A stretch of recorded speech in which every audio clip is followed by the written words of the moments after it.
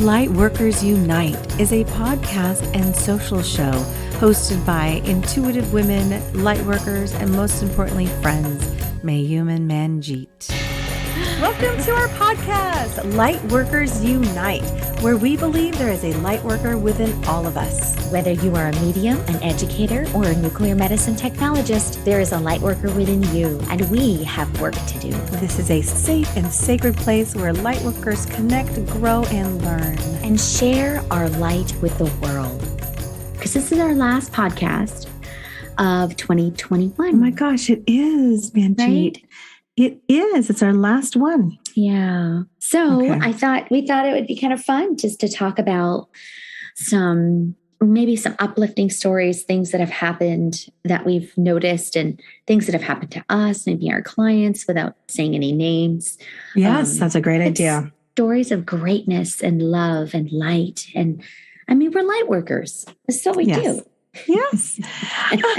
Yes. We just want to talk about that. Cause I just really felt like inspiring stories. I love hearing stories of real people, real life. And I just thought it might be kind of fun to end 2021 here in the holiday season with just some kind of fun, inspiring stories. Yeah. All right. It. So who wants to go first? I can go. Okay. Well, just kind of ease into this. And, we've been doing some research on this. So I was just thinking about really my last intuitive circle, one of the last ones was about animals and animal totems. And just like, it really made me think about how connected I feel with dolphins. Mm-hmm. In general. And so I just think they're really magical. And I really don't think that they're from here. I feel like they're really... Oh, I agree. Extraterrestrial or some shit. Yeah. I know we had to end the fucking season with an alien. And we have to bring up aliens. Of course we do. But I don't know. I just have always had this really strong affinity for these beautiful animals, these water creatures. And I've heard over the years, so many people say, I looked into like a dolphin's eyes and I was transformed. I was changed. Like something inside of them was transfixed. And I really believe they had, the echolocation, the way they communicate, it's just really advanced, But I just wanted to start with that, these beautiful dolphins and how amazing they are and how there are story after story after story of how they have saved humans from other predators in the water. So this one in particular was 4 swimmers, and they were saved by these dolphins. A pod of altruistic dolphins swam in circles around these humans, protecting them from this killer, this great white shark. And they kept vigil around these people for 40 minutes until the shark lost interest. Oh my gosh. You fucking believe that. Wow. And then the group, they could swim back to shore. And it was just, I just think that there's so much about these animals we don't know. I know. And how many times like surfers have said, wow, like all of a sudden this dolphin came out of fucking nowhere and like T-bones a tiger shark, oh my gosh, like in the middle of a wave, because they're just really, and I was reading about their mannerisms and I thought this was really interesting that they, the act of defending humans for them, it's like similar to like a mother protecting their offspring. Yeah. So it was, right. It's a very interesting way that they actually feel like we're their children. Like we are actually protecting them. Like you're in our territory. You deserve to be protected and we will, So cool. So I just love it. Dolphins are amazing. They are kind of magical and sweet and kind. I mean, you never hear of dolphins attacking or dolphins trying to, are mean. And my husband, John, loves dolphins, actually. It's like one of his... That's so funny. I love that. That's a cool story. Yes. Yeah. So let's see. I was trying to think I have a couple and they're very different. I'm trying to figure out like which one I want to end with. I think I would just want to address, and some of you guys out there have actually heard this story. It was on the Today Show, I believe, yesterday morning, and I don't always get to watch TV in the morning, but with break and all the kids are home, I yesterday decided to get up a little early and watch it. And the story that they had was about this woman who, I guess she's a TikToker. Is that what you call them? TikTokers? Yeah. I don't know. That's what I call them. Is that what you call them? 18 months ago. Talk takers. Talk tickers? No, I don't know. I don't know. Sorry. Yes. I guess, TikTok. TikTok. So a TikToker. So, or I don't know if she's an influencer. I don't know much about her, but her name was Demi Skipper, which is kind of a cool name. She started 18 months ago what she thought was an impossible task. And I guess it was a story that she had heard someone else do. And she thought, I'm going to try this. And she tracked it and documented it with videos. And she was going to take a bobby pin and trade it until she got a house, an actual house. And so this is all for no monetary transactions whatsoever. So this is all starting from a bobby pin. And so what that sounds like, because when I was listening to this, I thought, what? Huh? What?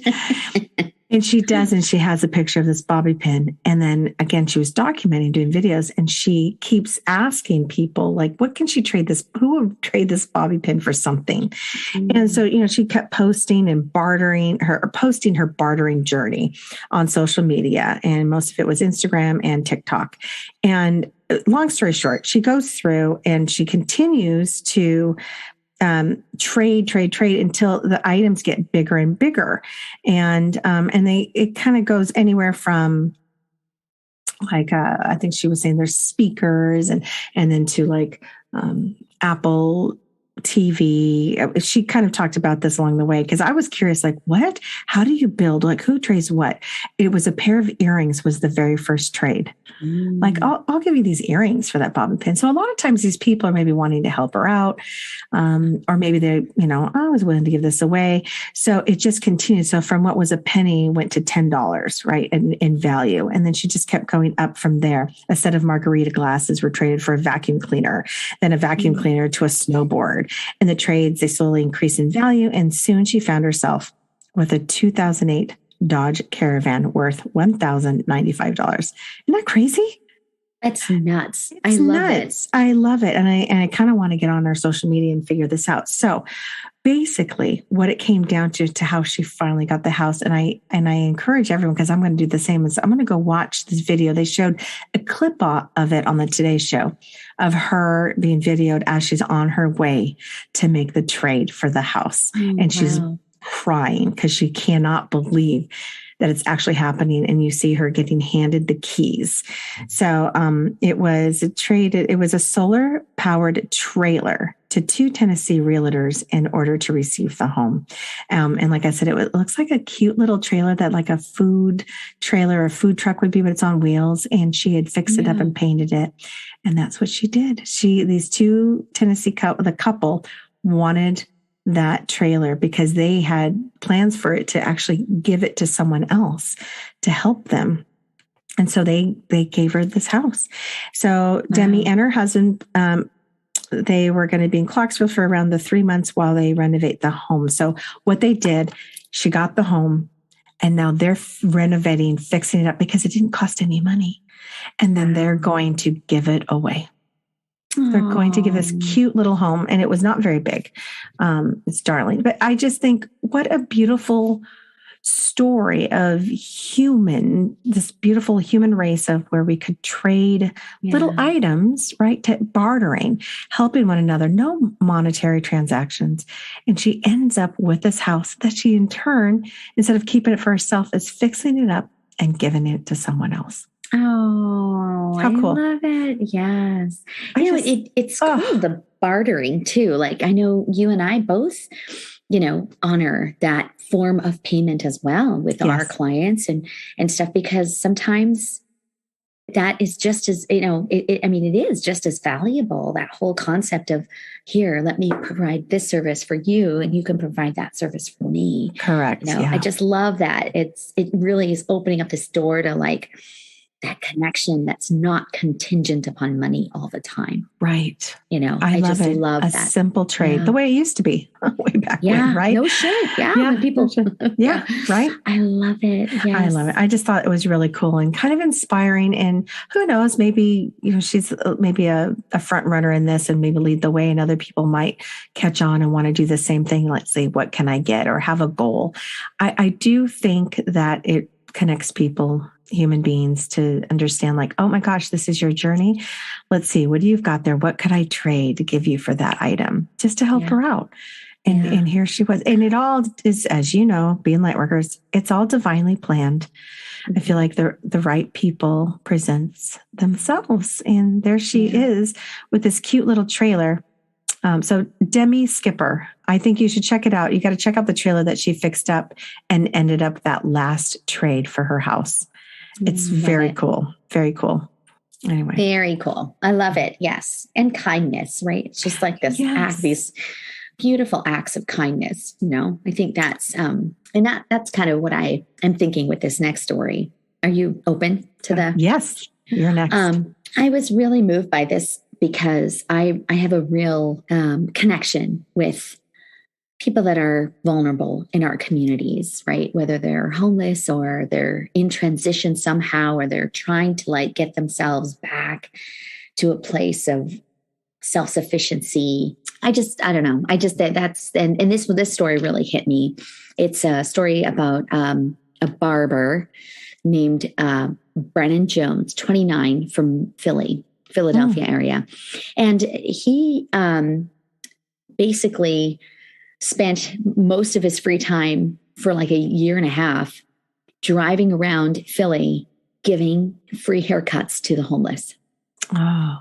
And so he would have like a portable tray and clippers, and it was like his personal little mobile salon, and he would just go around and ask folks, hey, you need a haircut? I'm happy to be in service. Right.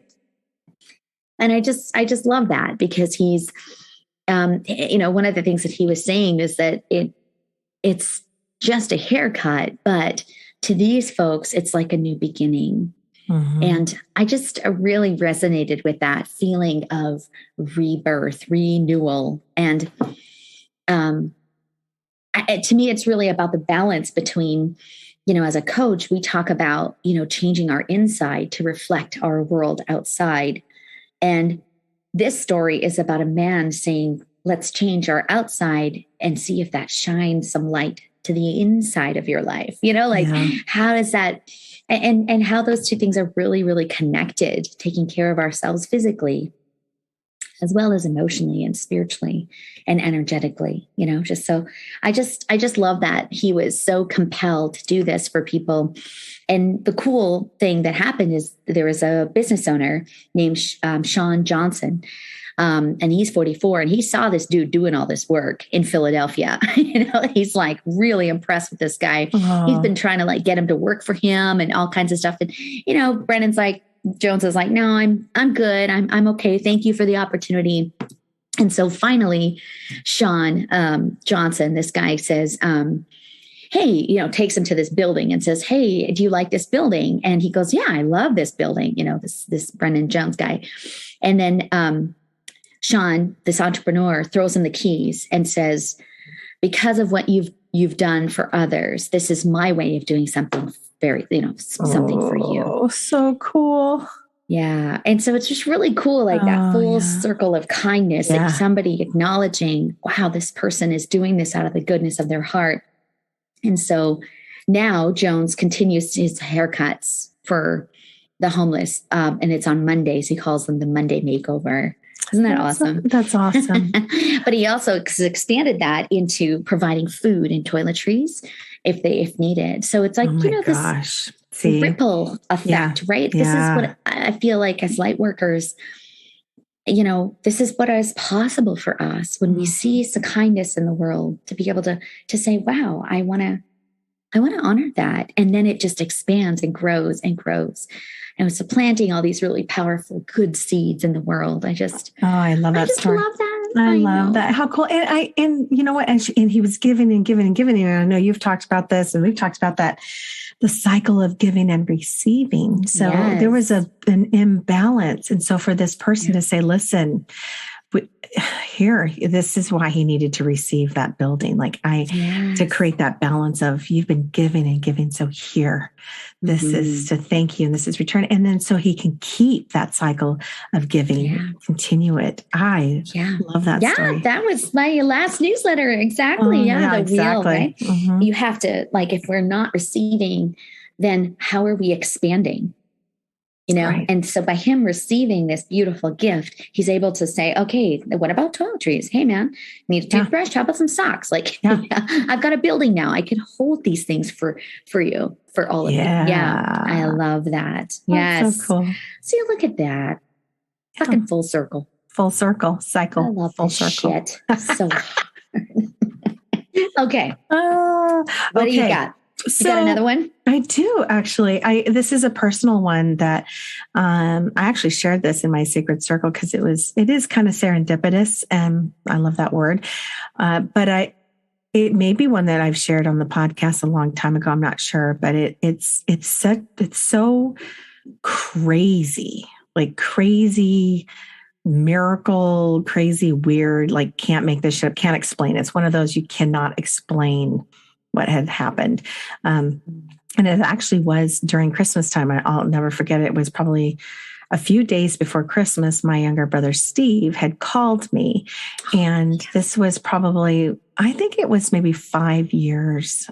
I'm almost positive 5 years after my dad had passed. And I remember it was years later. Yeah, right? It wasn't very recent. It was like 5 years. In fact, it was during the time that my mother was selling our house because it was. That's right. Yeah, it had just become too big for her, too much to handle, and she was so sad in this house. And so we were trying to sell it. It was up for sale.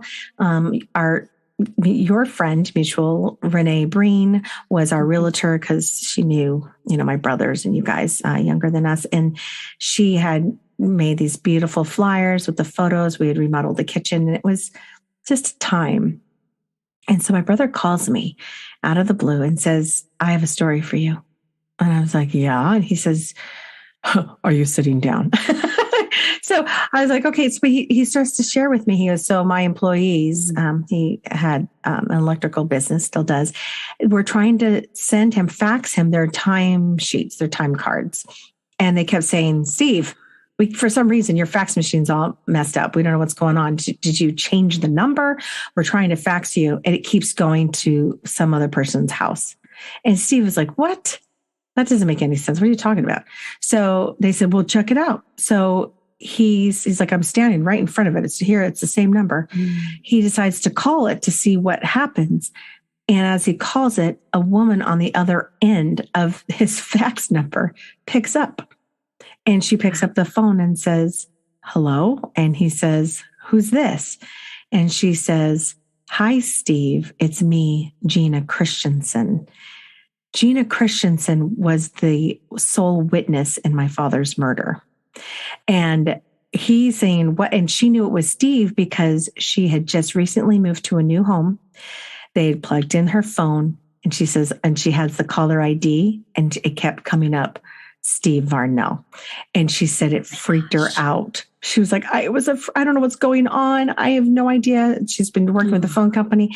So miraculously, I say the angels, my dad, I don't know, spirit, who knows, connected his fax machine to her. And in doing so, we thought we must be meant to connect. So we met her for breakfast. And then she said she was very, looking back now, Manjeet, we called her eccentric, but she was very, very intuitive. Wow. She had crystal gale long hair, by the way, like to her ankles. And she was an empath, like super sensitive, and it really depleted her. And a lot of things were coming at her a lot. And I remember her feeling kind of erratic and overwhelmed. Well, she said, I just feel this need to come to your house. For some reason, your dad, he keeps contacting me. And this was all shared. And when she found him, like he spoke to her on the mountain when he had already crossed. and told her to get out of there. So they had this connection, and it really traumatized her, this event. Oh, of course. So we brought her to the house, and she walked through the house like channeling my dad. She would go up to one of the trees and hug the tree and be like, I don't know why, but your dad wants me to hug this tree. And it was, of course, the cherry tree that he planted, so it was like she walked into the rec room where we had the pool table, and she's like, oh, he wanted to go into these spaces to see it one last time right before we sold the house. It was such a beautiful moment and experience to have him channeled through her. And she was just talking like, I don't know why I'm doing this. He wants to do this. He wants to talk about that. And she was spot on. It was really miraculous. And then as soon as we did that, the fax machine went right back to normal. The phone company had no idea what Steve was talking about. So it was a crazy, crazy thing. Wow. I just can't help it. Like you're saying, it was so cathartic for you and your family. And now fast forward, look at what you're doing. Isn't it weird? This is what you do for people, Mayume. Yeah. You help them have some closure and find peace and going through these spaces. I just think that's so fucking awesome. Full circle. It's full circle. It is so wild. And one of the people in the sacred circle asked, well, why didn't you do that for your dad? And I said, well, one, I didn't know I could back then. I mean, this is 25 years ago. And number two, I'm too close. He would have never, I got to sit back and watch it and experience and receive that gift as opposed to being one of the facilitators. That would have never worked. I would have never been able to discern whether it was me and my thoughts or really my dad. So for me, it was a huge gift and a miracle, an absolute miracle. And it just goes to show you what spirit can do, what real things can transpire, what the angels, spirit, source, God, whatever you want to call it, can really do. I love that. Yes. Anyway, I just share that. Yeah, I love that. I love it. Yeah, I think that's just so. And your dad, my dad. He had so much to do with it. Yeah, I love it. Cool. Well, since we're shifting into other metaphysical stories a little bit, I can share the story about Mina. I would love it. Yes. So I was pregnant with Mina. And I had gotten scarlet fever. What? So it was really horrible, really bad. No one can see me right now, but my face, my jaw. Holy shit, scarlet fever? Yeah, I got really, really sick, super high fevers. I couldn't drink anything. William found me actually in my bathroom, like laying down, like I was passing out. And Mira, my daughter, was about a year, and she's kind of like just hunkering around me. And I went into the ER. They hydrated me, and they wouldn't address the fact that I was in my first trimester because they were like, "You're going to have to go to your OB and talk about what's going to happen because high fevers during your first trimester is not a good thing." So, my OB and I were talking, and he was basically like, she's, there's a big possibility that she's going to not come out quite right, So there were lots of issues because in those first trimester, things are developing so carefully. And so we were basically like, okay, well, what are we going to do with this little life now? And I was talking to William and I said, what are we going to do? And so I put myself through nuclear medicine school, working with special needs kids. Like ever since I was like, in 11th grade. So what's that? A junior? Yeah. Right. In high school. And so I was like, oh God, I'm going to have a baby. Maybe this was part of the plan that I would have all this experience working with special needs kids because maybe one day I would have one, know? Right. And so I'm in crisis. Like, I'm just like, oh my God, like I already have a 1-year-old. I mean, I'm trying to figure out what are we going to do with this baby? Like, we don't know what's happening. And I've been really, really sick. And, I was talking to Will, and he was like, man, whatever you decide, it's your body, like whatever you want to do, like I'm going to support you. Right. And I said, I can't make that decision myself. You need to help me. Yeah. I love that you're being really, like organic with this, with me and my feelings, but what do you think? And he just kind of broke down a little, and he was like, I think she's going to be fine. And there was just something about his voice that, and then he said, if she's not, if there's two people that can get through this, it's us. Yeah. Like we can do anything. And I was like, okay, okay, that's okay. So wow, we're moving forward. And I have this dream, and I am sitting in front of this big lion. This huge, like a fucking, like, the witch in the wardrobe. Or I know. Yes, the big. What's his name? Nascar, Ash. Yeah, I know exactly. Our listeners are going, "What the fuck?" I know exactly what you're saying. Yes, and in Sikhism, that is our Singh. They're lions, and every Sikh male has the middle name Singh, which means lion. And then every woman has the middle name Gaur, which is lioness. So there's like an ancestral connection with these beautiful lions. And I had this dream, and this beautiful lion comes forward, and he just like nuzzles himself into me. And he's just like, everything's going to be okay. It was just like, okay.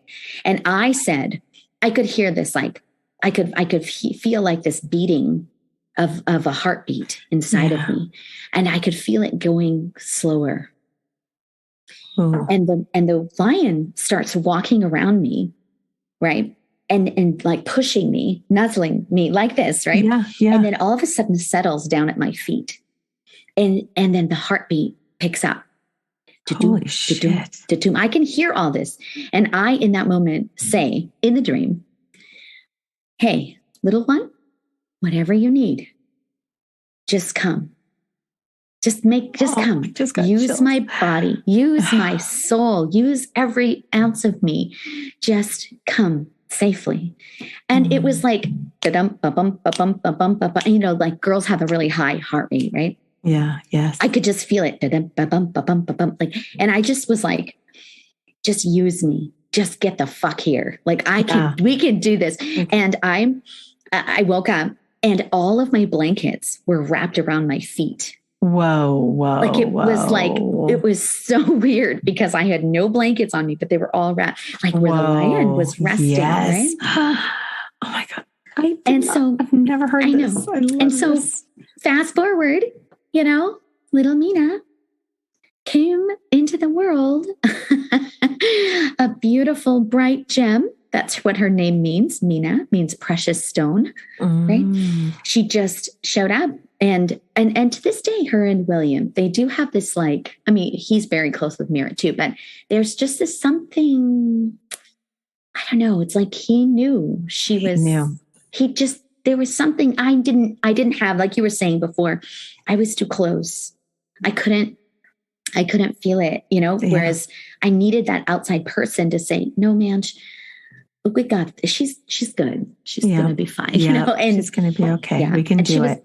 Born like fucking fatter than Mira. She was like longer, like she was just, and those of you who know Mina, she is a firecracker. She's my little Scorpio, she's so much cooler than I'm ever going to be. Like she's just so brave and strong, and I just often think, wow, how can we not have this episode about miracles without looking at her? Yeah. I love it. That's so cool. What a miracle. Yes. And what a cool dream, man. Dreams are so phenomenal. I love dreams. Dreams are crazy. And I've been noticing, all my dreams have been extremely vivid lately in the last 3 weeks. Really, me too. Staying with me. It's cool stuff. A lot of messages. Right? I think that's was one of the most prolific dream sequences I've ever had in my life. And I just remember feeling the heart rate going down and me going, no, wait. And then this lion just just brushing up and blessing me. Blessing you, and then also comforting you, supporting you, like laying at your feet is support. Everything's going to be okay. Yeah. And that little fucker, she depleted me. That was a really hard pregnancy. Oh, I'm so sorry. I was beat. It was like, I could not sleep enough. I was like, my body was just fucking fighting, she just took everything from me. Rebuilding those cells is what Jesus. I'm like, but I gave her permission to do that. So that's kind of my fault. Use my body. I love it. So it was a sacrifice too, saying, I don't care. Use me. I want, just get here. Just get here. I love it. I know. I love it. Yes, I know. This is such a great episode. Oh my gosh. So I want to end with, because that dream just remind me of a dream. Yeah. And maybe I've shared this with you, that Melina, my oldest, had at 3 years old. And it's really quick and simple. And I refer to this moment because it was so profound, and she doesn't really have any memory of it now. But when she was 3, she came bouncing in the morning, always woke up happy. She was 3. So Amanda was a baby because they're exactly 2 years apart. And she always used to climb in bed with us. Well, she came into bed this morning and she said, Mom, I have to tell you, I had the most wonderful dream. And she said, the fairies came. And we used to talk about fairies all the time. Fairies were very alive in our house. And we had a fairy wall and everything. She goes, the fairies came and they let me borrow their wings. And we flew to heaven and I met God. And we were, John and I, looking at each other like, you did? And we're like, well, what did God look like? And she goes, well, I met God and, okay, this is how she said, I need to back up. She goes, they let me borrow the wings. I flew to heaven. I met God and I saved Grandpa Dan. That's what she opened with. And so I had to back up. And we were like, I immediately started crying. Like I was choked up and I was like, what do you mean? You saved Grandpa Dan? And she kind of giggling, like she goes, oh, I don't know, but I did. And she said, I saw God. And then we asked, what did God look like? It was so funny. He had long hair and he was wearing a white dress. And she just thought, it was so funny. And he had a beard. And so, but she just thought, why would he be wearing a dress like a girl with long hair? And we didn't at the time have any photos of like Jesus, or even though the Christianity is alive in our house. So, and at 3 years old, like there was no way she would have seen maybe a picture of Jesus. It was just really interesting. And she just went on and on about how beautiful it was and how she saved Grandpa Dan. So, and she didn't know how or why. And those were just interesting words. Yeah. Right? Saved. Very. So I don't know what it means. What do you think that meant? Like, what do you think? Maybe his soul needed comfort. Yeah. That's what I was feeling. Like it was like he needed to he just needed to meet her. Connect with her. Mm-hmm. Like this is part of it's my blood, right? This is part of my lineage, This is, I'm sure she did heal him, save him. It's so interesting. Right? By visiting. Wow. The fairies lent me their wings. So it's just the cutest thing. And I'll never, ever, ever forget it. Like I have it written down somewhere, but we refer to that beautiful dream. And she giggles now. She's like, I don't remember. She doesn't remember it. And we talked about it often as she, from that time, and we'll bring it up and she'll still say it's crazy. Yeah. But she doesn't remember. Yeah. When those youngins, they're fresh from source, man, fresh from spirit. Yeah. So everything is still very much very real for them, and travel and learning and getting them ready for this life. So anyway. Yes. Oh cool. My gosh. I am so fun honored, stuff. I know we're out of time. Thank you. I know, fun, inspirational stories. So we leave you, beautiful light workers, with this. Have a beautiful, blessed, wonderful, magical holiday season in whichever way that serves you most. And Manjeet, bless you. I'm so grateful to have you in my life. I hope that this week brings you immense joy and that I look forward to Lightworkers Unite in 2022. Yes, me too, my sister. Yes. Thank you all for listening, our beautiful listeners. So much soulful energy. I really think that this podcast has like saved my life this year because it's been really hard. It's been a hard year for a lot of us. And so this has been just a really nice reprise to be able to giggle and laugh and connect with you too, my sister. Yeah, so wonderful. Yeah. Happy holidays, everybody. Happy holidays, everybody. We'll see you in the new year. We're not going to have one next week, I don't think. But nope. There'll be 1 week missing. So but everyone will be busy by then. But yes, you'll see us or hear us in January, which we've got new and exciting things happening in 2022. Super excited. All right. We love you. Love you more. Namaste, everyone.